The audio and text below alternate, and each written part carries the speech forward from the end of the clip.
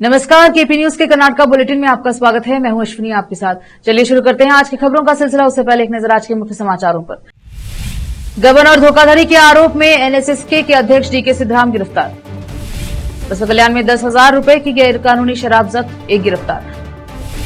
कांग्रेस ने सशस्त्र बलों के साथ एकजुटता प्रदर्शित करने के लिए तिरंगा यात्रा का आयोजन किया। दरगाह हजरत ख्वाजा बंदा नवाज सज्जादे सैयद मुस्तफा अल हुसैनी ने भारतीय सेना के लिए मस्जिद में प्रार्थना के संबंध में कहा।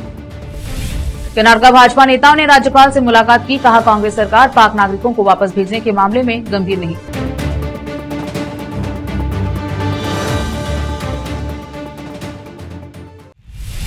समाचारों का सिलसिला शुरू करते हुए देखते हैं समाचार विस्तार से। कारंजा सहकारी चीनी कारखाना एनएसएसके के अध्यक्ष डीके सिद्धराम ने शहर की जिला सहकारिता बैंक डीसीसी को गलत जानकारी देकर जनता को धोखा देने के आरोप में आज गिरफ्तार किया गया है। सिद्धराम के खिलाफ जनवाड़ा पुलिस ने मामला दर्ज किया और आज शुक्रवार को सुबह भालकी जाकर पुलिस ने सिद्धराम को उनके आवास से गिरफ्तार किया और उसके बाद बीदर शहर की जिला अदालत में सिद्धराम को पेश किया गया। अदालत ने सिद्धराम को 14 दिन की न्यायिक हिरासत में भेजा है। हालांकि सिद्धराम की गिरफ्तारी के बाद उन्हें अचानक सीने में दर्द की शिकायत के बाद ब्रिम्स अस्पताल ले जाया गया और उसके बाद दोबारा अदालत में पेश किया गया और फिर न्यायिक हिरासत में भेज दिया गया। इसी बीच सिद्धराम ने मीडिया से बात की। जनवाड़ा पुलिस स्टेशन में एनएसएसके के अध्यक्ष डीके सिद्धराम, पूर्व manager Aparanjit BS, DCC bank के पूर्व सीईओ महाजन मल्लिकार्जुन, बैंक के पूर्व general manager Channabasaiah Swami, deputy general manager Sadashiv Patil, Imampur ग्राम के डीसीसी बैंक की शाखा के सैयद राहिल अहमद सहित एनएसएसके के अन्य निर्देशकों पर मनी लॉन्ड्रिंग का मामला दर्ज किया गया है। विशेष संवाददाता की रिपोर्ट। बसवा कल्याण में आबकारी विभाग के अधिकारियों की एक टीम ने एक घर पर छापा मारा, जहां बिना लाइसेंस के अवैध रूप से शराब बेची जा रही थी। एक आरोपी को गिरफ्तार किया गया, उसके पास से 10,000 रुपए से अधिक की शराब जब्त की गई। घटना तालुके के बाग हिपरागा गांव में हुई। गिरफ्तार आरोपी नागराज हडमपल्ली है। आबकारी उप निरीक्षक सादिक पाशा के नेतृत्व में छापेमारी की गई है। इस संबंध में आबकारी थाने में मामला दर्ज किया गया। बसवा कल्याण से समीर शेख की रिपोर्ट। रोकते हैं समाचारों का सिलसिला, लेते हैं छोटा सा ब्रेक।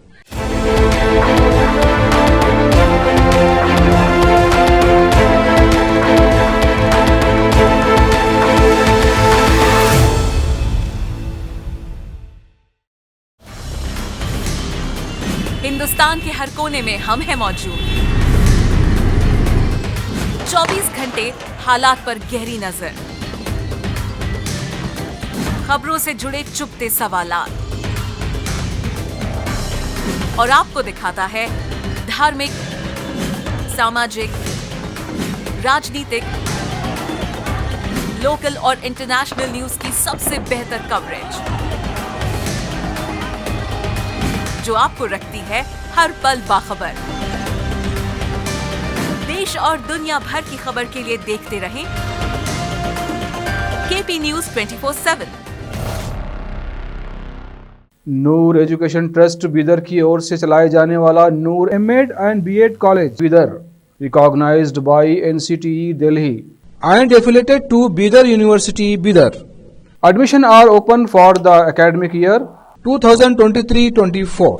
विशेषज्ञ और सक्षम शिक्षकों द्वारा शिक्षा प्राप्त करने के लिए नूर एमएड एंड बीएड कॉलेज में दाखिला लें और शांत वातावरण में शिक्षा प्राप्त करें। बीदर शहर में बेहतर शिक्षा का एकमात्र केंद्र Noor MEd and BEd college, Shahpur gate, Bidar. Phone numbers 9945283920, 8482221297। Break के बाद स्वागत है आपका, देखते हैं समाचार।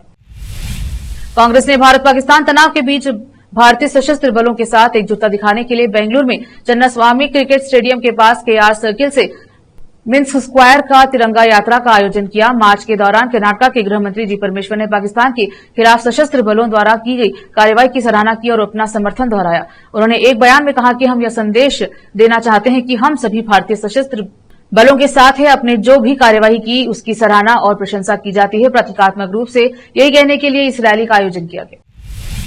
आज मस्जिद दरगाह हजरत ख्वाजा बंदा नवाज रहमतुल्लाह गुलबर्गा शरीफ में जुम्मे की नमाज अदा की गई। हमारे फौजी भाई जो सरहद पर हमारे लिए खड़े रहते हैं, उनकी सलामती के लिए दुआ की गई। अपने मुल्क के लिए दुआ की गई और हिंदुस्तान की फतेह के लिए दुआ की गई। और शुक्रवार को यहां हजारों लोग जमा होते हैं। सभी ने मिलकर दुआ की और हिंदुस्तान की शान हमेशा बुलंद रहे और हिंदुस्तान की हमेशा जीत हो। आज मस्जिद दरगाह हजरत ख्वाजा बंदा नवाज गेसुदराज रहमतुल्लाह अलैह गुलबर्गा शरीफ में दुआओं का एहतमाम किया गया था। हमारे फौजी भाई जो हमारे लिए सरहदों पे लड़ रहे हैं उनकी हिफाजत की दुआ की गई, हमारे मुल्क के लिए दुआ की गई है और हिंदुस्तान की फतेह के लिए दुआ की गई है। और हज़ारों की तादाद में यहाँ जुमे के दिन लोग जमा होते हैं।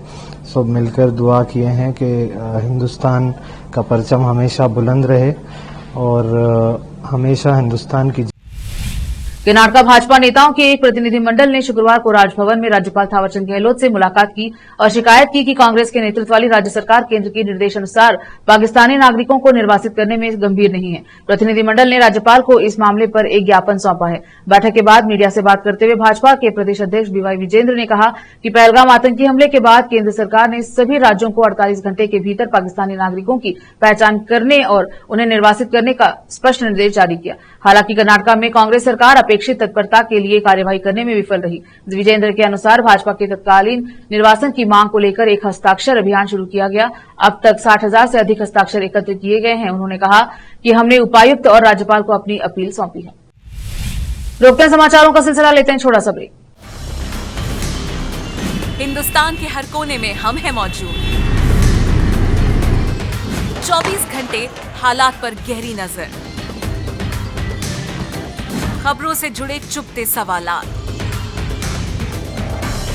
और आपको दिखाता है धार्मिक, सामाजिक, राजनीतिक,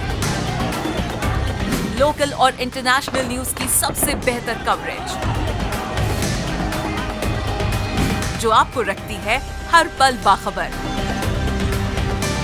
देश और दुनिया भर की खबर के लिए देखते रहें केपी न्यूज 24/7। ब्रेक के बाद स्वागत है आपका, देखते हैं समाचार।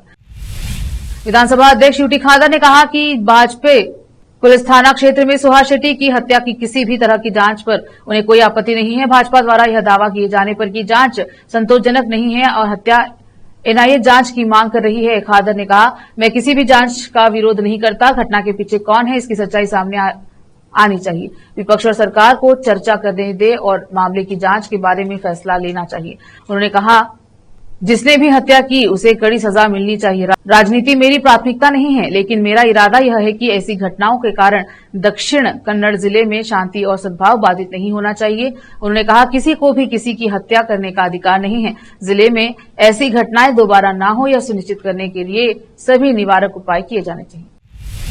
बेंगलुरु पुलिस ने सख्त चेतावनी जारी की है। ऑपरेशन सिंदूर की पृष्ठभूमि में भारत और पाकिस्तान के बीच युद्ध बढ़ने के झूठी खबर फैलाने वालों के खिलाफ कार्रवाई की जाएगी। शुक्रवार को मासिक परेड समारोह में बोलते हुए बेंगलुरु के पुलिस आयुक्त बी दयानंद ने कहा कि सीमा पर महत्वपूर्ण घटनाक्रम हुए हैं। इस संदर्भ में पूरे शहर में सुरक्षा उपाय लागू करने में सख्त निर्देश जारी किए गए हैं। उन्होंने कहा कि सभी पुलिसकर्मी सीमा पर स्थिति से अवगत हैं और उन्हें सावधानी से काम करना चाहिए तथा किसी भी सार्वजनिक घबराहट को शांत करने में मदद करनी चाहिए। गलत सूचना के प्रसार को रोकने के लिए उपाय किए जाने चाहिए। आयुक्त बी दयानंद ने जनता को सटीक जानकारी उपलब्ध कराने की आवश्यकता पर जोर दिया। उपायुक्त, डीसीपी और सहायक पुलिस एसीपी स्तर के अधिकारियों को सतर्क रहने का निर्देश दिया। उन्होंने केंद्र और राज्य सरकारों द्वारा जारी निर्देशों का सख्ती से पालन करने के महत्व पर भी जोर दिया।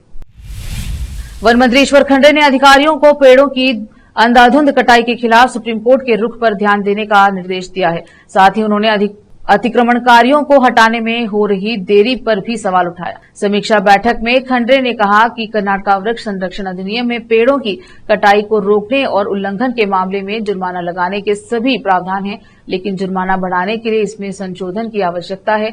मंत्री का यह संदेश मैसूर में 40 पुराने पेड़ों की कटाई तथा बेंगलुरु में कैंटोनमेंट रेलवे स्टेशन के पास 368 पेड़ों को काटने के प्रस्ताव के खिलाफ नागरिक समाज के विरोध में कुछ दिनों बाद आया। उन्होंने कहा, पेड़ों की अंधाधुंध कटाई के रोका जाना चाहिए और अवैध रूप से पेड़ों को कटवाने वाले के खिलाफ सख्त कार्रवाई की जानी चाहिए।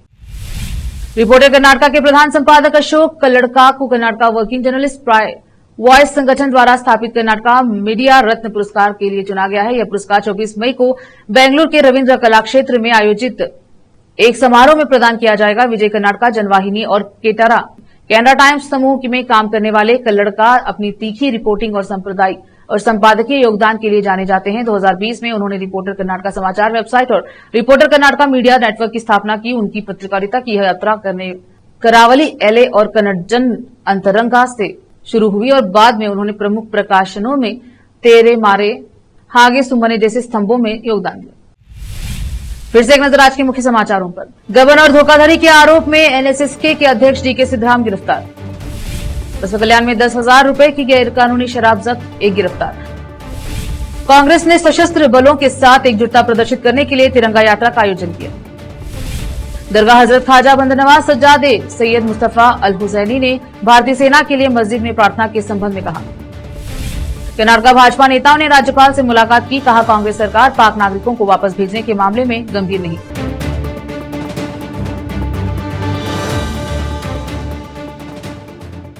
केपी न्यूज के कर्नाटक बुलेटिन में अब तक के लिए इतना ही। देखते रहिए केपी न्यूज 24/7। धन्यवाद। देश प्रदेश और स्थानीय समाचारों के लिए केपी न्यूज 24/7 को लाइक, शेयर एंड सब्सक्राइब जरूर करें।